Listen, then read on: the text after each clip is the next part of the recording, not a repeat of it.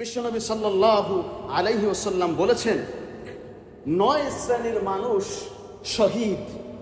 মনে রাখতে হবে, 9 শ্রেণীর মানুষ হচ্ছে শহীদ, যাদের মৃত্যু শহীদ হিসেবে গণ্য হয়ে যাবে। 1 নম্বর শ্রেণী সম্পর্কে হাদিসের মধ্যে এসেছে, আল কতলু ফি সাবিলিল্লাহি শাহীদুন, যে ব্যক্তি আল্লাহর পথে জিহাদ করার জন্য অংশগ্রহণ করে, শত্রুকে মারে অর্থাৎ কাফের মুশরিকদেরকে নিধন করে এবং নিজেও শহীদ হয়ে যায়, এ হচ্ছে ফার্স্ট ক্লাস শহীদ, 1 নম্বরের শহীদ।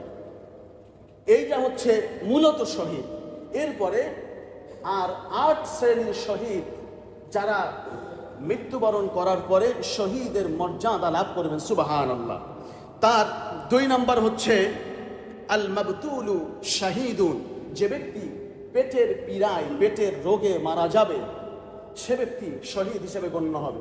পেটে এমন কোন রোগ ব্যাধি হয়েছে যার কারণে তার জীবন নাশ হয়ে গিয়েছে, সে আর বেঁচে নাই। এ কারণে যদি কেউ মারা যায়, নবী সাল্লাল্লাহু আলাইহি ওয়াসাল্লাম বলেছেন, সে ব্যক্তি শহীদের মর্যাদা লাভ করবে। সুবহানাল্লাহ। 3 নম্বর শহীদ হচ্ছে আল গরিকু শাহীদুন, যে ব্যক্তি পানিতে ডুবে মারা যায়। অনেক সময় লঞ্চ ডুবি, ট্রলার ডুবি, নৌকা ডুবিতে বিভিন্নভাবে পানিতে ডুবে মারা যায়। এই যে গত 2-1 দিন আগে শুনলাম, রূপসা ঘাটে একটা ছেলে পানিতে ডুবে মারা গিয়েছে। ওখান থেকে ওই ট্রলার থেকে রূপসার ওই যে ঘাট থেকে ওঠার সময় সে নাকি পানিতে পড়ে গিয়েছে, তার মায়ের সঙ্গে ছিল। এই সন্তানটা শহীদ। সুবহানাল্লাহ। দেখবেন এর কেউ শহীদ কয় না, ওই শয়তানি করতে যাইয়ে মরছে, ওইটার নামের পিছনে শহীদ লাগাই দিচ্ছে। কেন? রাজনৈতিক উদ্দেশ্য আছে সেখানে, ডালমে কুছ কালা হে, এই জন্য ওইটাকে শহীদ বানায় দিছে। প্রিয় উপস্থিতি, এরপরে নবী সাল্লাল্লাহু আলাইহি ওয়াসাল্লাম বলেছেন 4 নম্বর, সেটা হচ্ছে সাহিবুল হামদি শাহীদুন, যে ব্যক্তি ধ্বংস স্তূপের নিচে চাপা পড়ে মারা যায়, সে ব্যক্তি শহীদ। সুবহানাল্লাহ। কোন বিল্ডিং এর নিচে চাপা পড়েছে, ধ্বংস স্তূপের নিচে চাপা পড়ে কেউ মারা গিয়েছে, নবীজি বলেছেন ওই ব্যক্তি শহীদের মর্যাদা লাভ করবে। সুবহানাল্লাহ। প্রতিটা পয়েন্ট আপনাকে হাদিস থেকে আমি শোনাচ্ছি। 5 নম্বরে নবীজি সাল্লাল্লাহু আলাইহি ওয়াসাল্লাম বলেছেন, সাহিবু যাতিল জামবি শাহীদুন, যে ফুসফুস জনিত কোনো রোগে মারা যায়, সে ব্যক্তিও শহীদের মর্যাদা লাভ করবে। ফুসফুস জনিত শ্বাসতন্ত্রের কোনো জটিলতার কারণে, কোনো রোগের কারণে যদি কেউ মারা যায়, আল্লাহ রাব্বুল আলামিন তাকেও শাহাদাতের মর্যাদা দান করে দিবেন। সুবহানাল্লাহ। 6 নম্বর ওয়াত-তাউন শাহীদুন, যে ব্যক্তি প্লেগ অথবা মহামারীতে মারা যায়, সে ব্যক্তিও শাহাদাতের মর্যাদা লাভ করবে। এই মহামারী মানে হচ্ছে সংক্রামিত যে ব্যাধিগুলো আছে, এগুলো যদি মহামারী আকার ধারণ করে, এই যেমন কিছুদিন পূর্বে কয়েক বছর পূর্বে যে করোনা মহামারী হলো, এভাবে এই যে মহামারী, এগুলো যদি মহামারীতে যদি কেউ মারা যায়, তাহলে নবী সাল্লাল্লাহু আলাইহি ওয়াসাল্লাম বলেছেন ওই ব্যক্তি শাহাদাতের মর্যাদা লাভ করবে। এবং মহামারী আক্রান্ত স্থানে যদি কেউ অবস্থান করে, সে যদি ওই জায়গা ত্যাগ করে অন্য কোথাও এ কারণে না যায় যে আমি যাওয়ার কারণে যদি ওই সুস্থ এলাকায় মহামারী ছড়িয়ে পড়ে, এই আশঙ্কায় সে যদি মহামারী কবলিত এলাকায়ও যদি বসবাস করে এবং স্বাভাবিক মৃত্যুও যদি হয়, নবীজি বলেছেন তারও শাহাদাতের মর্যাদা দান করা হবে। সুবহানাল্লাহ। দেখছেন ইসলাম কারে কয়? অসুস্থ এলাকা থেকে গিয়ে সুস্থ এলাকায় যে সংক্রমণ ছড়াবা, ব্যাধি ছড়াবা, এটা ইসলাম চায় না। ইসলাম চায় সবার যাদের নিরাপত্তা থাকুক, এজন্য শাহাদাতের মর্যাদা ঘোষণা করা হয়েছে। 7 নম্বর ওয়াল মারআতু মাউতু বিজামঈ শাহীদিন, যে নারী সন্তান জন্ম দিতে গিয়ে মারা যায়, নবী সাল্লাল্লাহু আলাইহি ওয়াসাল্লাম বলেছেন ওই নারীও শাহাদাতের মর্যাদা লাভ করবে। সুবহানাল্লাহ।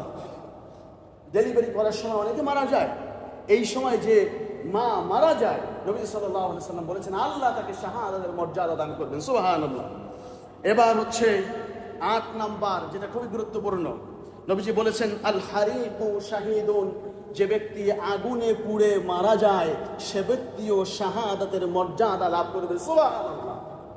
এই যে সম্প্রতি যে ঘটনাটি ঘটলো বিমান ক্রাশের মধ্য দিয়ে, এখানে আগুনে পুড়ে যারা মারা গেল, আপনি দেখেন তো একটু নিউজ পোর্টালগুলোতে চোখ বুলায়া, যে নামগুলো লেখা হচ্ছে অমুকে অমুকে বার্ন ইউনিটে মারা গিয়েছে, অমুকে অমুকে দগ্ধ হয়ে মারা গিয়েছে, তাদের নামের পূর্বে কি শহীদ শব্দটা আছে? নাই। এবং কোন রাজনৈতিক বক্তব্য দিতে গিয়েও এই কথা বলে না যে এরা শহীদ, কারণ সে তার দলের কেউ না, এখানে রাজনৈতিক উদ্দেশ্য নাই। যদি রাজনৈতিক কোনো ফায়দা লোটার ধান্দা থাকতো, তাহলে হিন্দু হলেও তার নামে শুরুতে শহীদ লাগায় দিত, ঠিক কিনা? এটা ঠিক নয়। নবী সাল্লাল্লাহু আলাইহি ওয়াসাল্লাম শহীদদের ক্যাটাগরি আমাদেরকে বলে দিয়েছেন যে কোন কোন মৃত্যুতে কোন কোন ভাবে মারা গেলে ওই ব্যক্তি শহীদ হবে।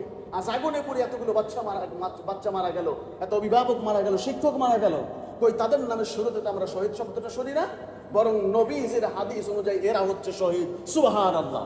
এজন্য আমরা আল্লাহর কাছে দোয়া করছি, কেউ বলুক চাই না বলুক, যারা আগুনে পুড়ে মারা গিয়েছে, যারা ধ্বংসস্তূপের নিজে চাপা পড়ে মারা গিয়েছে, আল্লাহ রাব্বুল আলামিন তাদেরকে শাহাদাতের মর্যাদা দান করুন। আমরা সকলেই বলছি আল্লাহুম্মা আমিন। প্রিয় উপস্থিতি, 9 নম্বর যে পয়েন্টটি রয়েছে সেটা হচ্ছে নবী সাল্লাল্লাহু আলাইহি ওয়াসাল্লাম বলছেন, মান কুতিলা দুনা মালিহি ফাহুয়া শাহীদুন। যে ব্যক্তি নিজের মাল সম্পদ রক্ষা করতে গিয়ে মারা যায়, ওই ব্যক্তিও শহীদ। এখন এটা আবার কিন্তু ওই ভাই ভাই মারামারি না, ওই বোনের সম্পত্তি দেন নাই, ভাইয়ের সম্পত্তি দেন নাই, ফাঁকে দিয়ে খাইছেন, তারা আইসা আপনার কাছ থেকে ছুটায়া নিতে, এখন ওইখানে মারামারি করতে যেয়ে মরছেন, শহীদ, জনমের শহীদ আল্লাহ দিয়ে দেবে। আপনি তো হক ঠকাইছেন, আপনি তো জীবনে আল্লাহর জান্নাতে ঢুকতে পারবেন না, আল্লাহ তো আপনাকে মাফ করবেই না। এটার মানে হচ্ছে অবৈধভাবে কেউ যদি আপনার ধন সম্পত্তি গ্রাস করতে আসে আর আপনি ওইটা প্রোটেক্ট করতে গিয়ে, রক্ষা করতে গিয়ে যদি মারা যান, নবীজি বলেছেন ওই ব্যক্তি শহীদ। শুধু তাই নয়, ওমান কতিলা দুনা দামিহি ফাহুয়া শাহীদ। নিজের রক্ত অর্থাৎ জীবনকে রক্ষা করতে গিয়ে কেউ যদি মারা যায়, ছিনতাইকারী ধরছে, নিজের জীবন রক্ষা করতে গেছে, রক্ষা করতে গিয়ে ওখানে এলোপাতারি আঘাত এসে মারা গিয়েছে, ওই নিজের জীবন রক্ষা করতে গিয়ে সে মারা গিয়েছে, তাহলে সেও শহীদের মর্যাদা লাভ করবেন বলেছেন বিশ্বনবী মুহাম্মদুর রাসূলুল্লাহ সাল্লাল্লাহু আলাইহি ওয়াসাল্লাম। তারপরে ওমান কুতিলা দুনা আহলিহি ফাহুয়া শাহীদুন। নিজের পরিবারকে রক্ষা করতে গিয়ে, মনে রাখবেন, নিজের পরিবারকে রক্ষা করতে গিয়ে কেউ যদি মারা যায়, তাহলে সে ব্যক্তিও শহীদের মর্যাদা লাভ করবে। সুবহানাল্লাহ। বলেছেন বিশ্বনবী মুহাম্মদুর রাসূলুল্লাহ সাল্লাল্লাহু আলাইহি ওয়াসাল্লাম। বাইতুল কমর মসজিদের ইমাম সাহেবের ব্যক্তিগত কথা নয়, এই যে কয়টা কথা আপনাদেরকে শোনালাম তার প্রতিটা কথা বলেছেন বিশ্বনবী সাল্লাল্লাহু আলাইহি ওয়াসাল্লাম। দেখুন, এই হাদিসের সঙ্গে মিলান আর আমাদের সমাজের বাস্তবতার সঙ্গে মিলান। দেখেন তো, পানিতে ডুবে মরলে তার শহীদকে ঘোষণা করে কিনা? দেখেন তো, আগুনে পুড়ে মরলে তার শহীদকে ঘোষণা করে কিনা? ধ্বংসস্তূপের নিচে চাপা পড়লে তাকে আমাদের দেশ রাষ্ট্রযন্ত্র, এই যে মিডিয়াগুলো, এদেরকে শহীদ বলে ঘোষণা করে কিনা? করে না। বরং এর উল্টাটা হয়, যে শহীদ না, যে ব্যক্তি স্বার্থ উদ্ধার করতে গিয়ে মরছে, যেখানে ছিল শয়তানি, যেখানে ছিল অন্যায় অপরাধ, সেইগুলোর শহীদ বলে ঘোষণা করে দেয়। ওই যে বললাম, সে যদি হিন্দুও হয় তারপরেও তার নামের পূর্বে একটা শহীদ শব্দ বসায় দেয়, অমুক শহীদ। কি একটা অবস্থা হয়ে গিয়েছে দেখেন। ইন্না লিল্লাহি ওয়া ইন্না ইলাইহি রাজিউন। শহীদ এটা একটি ধর্মীয় টার্মস, এটা ইউজ করার ক্ষেত্রে আপনাকে সতর্ক হতে হবে। যার তার নামে শুরুতে শহীদ লাগাই দিবেন, ওই পাগলামি চলবে না। শহীদ আপনি তাকেই বলবেন যাকে নবীজি শহীদ বলেছেন, যাকে ইসলাম শহীদ বলেছেন। তবে এখানে ছোট্ট একটা শর্ত আছে, শর্ত হচ্ছে তাদের আল্লাহর উপরে ঈমান থাকতে হবে, তবেই সে ব্যক্তি শহীদ হবে। অন্যথায় এই সবগুলো যদি একজনের উপরে চাপে পড়ে, তারপরেও সে শহীদ হবে না। মনে করেন একজন মানুষ পানিতে ডুবছে, আগুনে পড়ছে, তার উপর ধ্বংসস্তূপের নিচে চাপা পড়ছে, সবগুলো একসাথে হয়েছে, এই 9টা বিষয়। এরপরে তার শহীদ মর্যাদা লাভ করার কোনো সুযোগ নেই। কেন? তার মধ্যে ঈমান নাই।